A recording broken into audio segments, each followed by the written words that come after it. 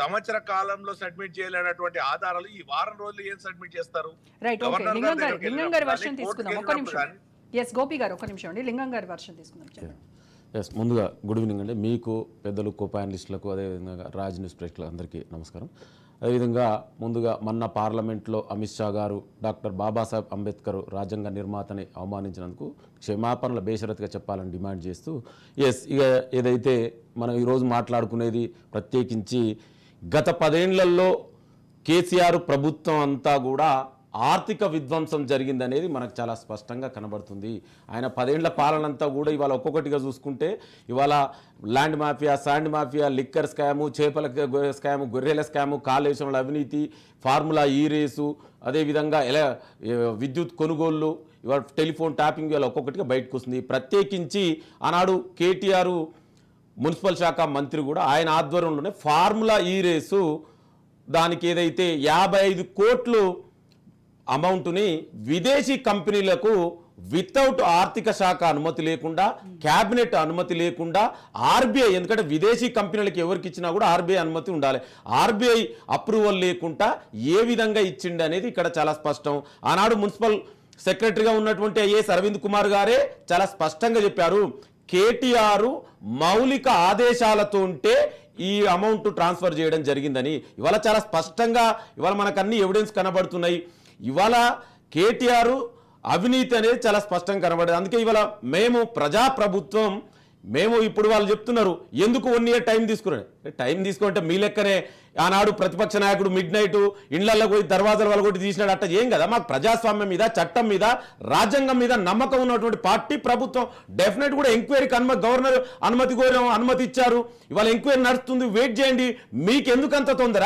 11 నెలలుగా సేకరించిన ఆధారాలు ఈ 1 week లోనే వచ్చేస్తాయి మీకు అడుగుతున్నారు కదా. అదే చెప్తున్నా, వాళ్ళు వేగంగా 11 ఏళ్ళ మేము ఎంక్వైరీ స్టార్ట్ అయింది. గవర్నర్ ఆయన ఒక మాజీ మంత్రి ఇవాళ కొత్త నూతన చట్టాలు బహుశా వాళ్ళకి తెలుసో లేదో, నూతన చట్టాల ప్రకారం ఎవరైనా ప్రజాప్రతినిధులు వాళ్ళు ఉన్నప్పుడు తీసుకున్న డిసిషన్ ఏదైనా మనం దాని మీద ఎంక్వైరీ చేయాలన్నా కూడా గవర్నర్ అనుమతి తప్పనిసరి.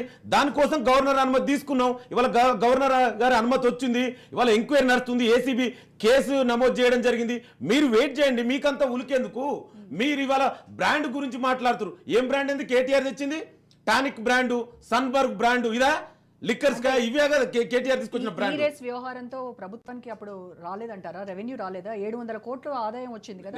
మీరేమో ఆర్థిక విధ్వంసం అంటున్నారు, అక్కడ జరిగిందేమో ఆర్థిక అభివృద్ధి అని చెప్తున్నారు. మరి కేసీఆర్ 10 ఏళ్ల పాలనలో జరిగినటువంటి ఆర్థిక అభివృద్ధి కాదండి, ఆర్థిక విధ్వంసం. ఇవాళ ఇది 55 కోట్లే కనబడేది. దీని వెనుక మనీ లాండరింగ్ ఉంది, క్విట్ ప్రో ఉంది. అందుకే ఇవాళ ముఖ్యమంత్రి గారు చాలా స్పష్టంగా చెప్పారు, దాదాపు 600 కోట్ల రూపాయల ఒప్పందాలు. ఇవన్నీ కూడా ఎవరి జేబులో పోయినాయి, ఏం ఒప్పందాలు, చీకటి ఒప్పందాలు జరిగినాయి. నువ్వు నిజంగానే చేయాలనుకుంటే మరి ప్రాపర్ వేగా చేయాలి కదా, రూల్స్ అండ్ రెగ్యులేషన్ ఫాలో కదా. నువ్వు 10 ఏళ్లుగా మంత్రి ఉన్నావు, ఆ మాత్రం తెలీదా నీకు?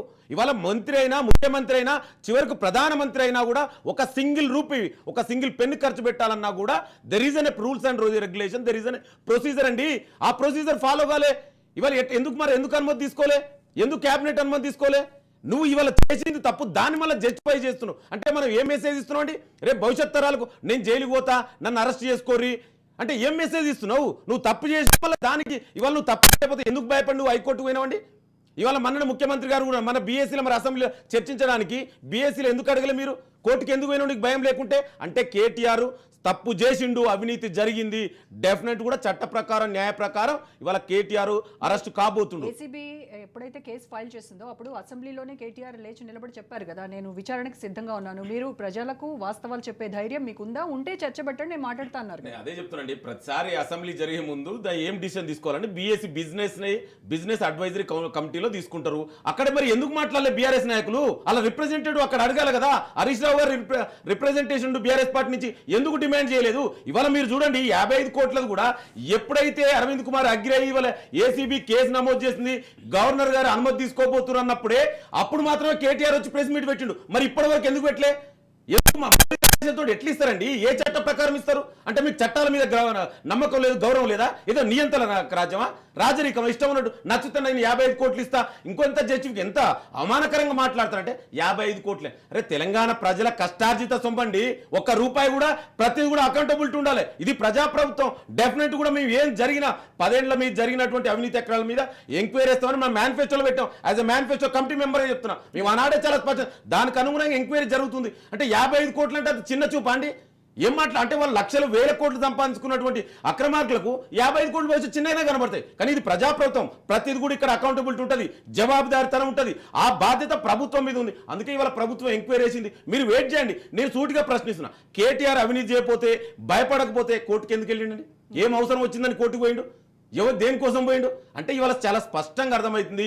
ఇవాళ ఎన్ని లాజిక్లు ఎన్ని డ్రామాలు వేసినా కూడా ఇవాళ కేటీఆర్ని ఎవరు కాపాడేది లేదు. వాళ్ళు ప్రతిసారి బ్రాండ్ గురించి మాట నాకు చాలా నవ్వు వస్తుంది. హైదరాబాద్ అసలు ఐటీ డెవలప్ లేదు, ఇక్కడ టెక్నాలజీ ఇవన్నీ కూడా కేటీఆర్ వచ్చినాక అయిందండి. మీ అందరూ సీనియర్ జర్నలిస్టులు, ఆనాడు కాంగ్రెస్ ప్రభుత్వం జనార్దన్ రెడ్డి గారి ఆధ్వర్యంలో హైదరాబాద్ ఐటీని తీసుకొచ్చింది. తర్వాత వచ్చినటువంటి సక్సెసివ్ ముఖ్యమంత్రి అంతా చంద్రబాబు నాయుడు గారు, రాజశేఖర రెడ్డి గారు వాళ్ళంతా కంటిన్యూ చేశారు. ఇవాళ కేటీఆర్ని తీసుకొచ్చిన కొత్త కంపెనీ ఏమండి? సన్బర్గ్ ఎవరు తీసుకొచ్చిరండి? టానిక్ అని మన జనరల్గా చూడండి, తెలంగాణలో విలేజ్ పోతే ఇప్పుడు మన పెద్దలు కానీ ఏమంటారు టానిక్ అంటారు. టానిక్ అంటే మనకి ఏం గుర్తొస్తుందండి? నిజం చెప్పండి, టానిక్ అంటే ఏం గుర్తొస్తుంది? కానీ ఇవాళ తెలంగాణ కేటీఆర్ వచ్చినాక టానిక్ అంటే ఎట్లా అర్థం మార్చేసిండు. ఎవరు పెట్టుకోరని ఇక్కడే పక్కన మీ స్టూడియో దగ్గరే ఉంటుంది టానిక్ అనేది పెట్టుకోరు. అంటే ఇది కల్చర్గా తయారు చేసిరు. ఇది వద్దంటున్నాం మేము. తెలంగాణ యువత కూడా బాగుపడాలి, వాళ్ళ అభివృద్ధి చెందాలి, ఉద్యోగ ఉపాధి అవకాశాలు రావాలి, మెరుగుపడాలనేది ఇవాళ ప్రజాప్రభుత్వం తీసుకుంటుంది. అందుకే ఇవాళ డ్రగ్స్ మీద కూడా ఈ ప్రజాప్రభుత్వం చాలా స్ట్రిక్ట్ ఎంక్వైరీ చేస్తుంది. ఇవాళ ఏసీబీ కేసు నమోదు చేస్తే మీకు ఇంత ఉలికేందుకు అంటున్నా. అందుకే ఎన్ని డ్రామాలు ఆడినా ఇవాళ కేటీఆర్ చాలా డ్రామాలు. అందుకే మొన్న చూసినాం, ఇదే బీఆర్ఎస్ భవన్లో మీటింగ్ పెట్టుకొని ఏమంటుండు, నన్ను అరెస్ట్ చేస్తే కార్యకర్తలు వాళ్ళ సోషల్ మీడియా కార్యకర్తలతో మీరు ఇట్లా చేయాలి, ఆ విధంగా ప్రొవోకేట్ చేస్తుంది. ఎన్ని డ్రామాలు వేసినా కూడా తెలంగాణ ప్రజలందరికీ అర్థమైంది, మీ డ్రామా కుటుంబం కల్వ కుటుంబం అంటేనే ఇవాళ అవినీతి అక్రమాలు, ఆర్థిక విధ్వంసాలు, ఆ విధ్వంసం నుంచి ఇవాళ అభివృద్ధి పురోగతి జరుగుతుంది తెలంగాణలో. అందుకే ఇవాళ తెలంగాణ రీకన్స్ట్రక్షన్ జరుగుతుంది, పునర్నిర్మాణం జరుగుతుంది. ఇవాళ మీరు ఎన్ని డ్రామాలు వేసినా కూడా కేటీఆర్ అరెస్ట్ కావడం తథ్యం. ఏం చేసినా ఇలా ఎవరు, ఎందుకంటే అవినీతి స్పష్టంగా కనబడుతుంది కదా. ఇవాళ మీ లెక్క మేము చేయాలంటే 1 year టైమే తీసుకోం కదా. మీ లెక్క కావాలని అరెస్ట్ చేయాలంటే 1 year మేము ఎందుకు వెయిట్ చేస్తాం? మాకు నమ్మకం ఉంది చట్టాల మీద. వెయిట్ చేయండి, లెట్స్ సీ. రైట్ అండి. ఓకే, సంగప్ప గారితో మాట్లాడుతుంది. సంగప్ప గారు, ఇప్పుడు గవర్నర్ లీగల్ ఒపీనియన్